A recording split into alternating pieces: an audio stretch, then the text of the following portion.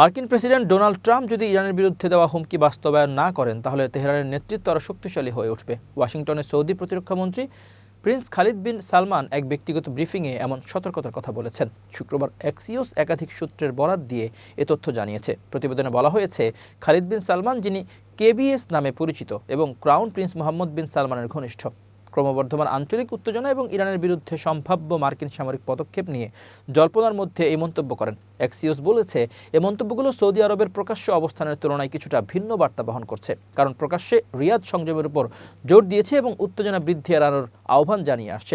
প্রতিবেদনে আরও বলা হয়, 3 সপ্তাহ আগে ক্রাউন প্রিন্স মোহাম্মদ বিন সালমান ট্রাম্পকে সামরিক পদক্ষেপ এড়াতে অনুরোধ করেছিলেন। বৃহত্তর আঞ্চলিক সংঘাতের ঝুঁকির কথা উল্লেখ করে দেওয়া ওই সতর্কতাই নাকি সম্ভাব্য হামলা বিলম্বিত হওয়ার অন্যতম কারণ হিসেবে কাজ করছে।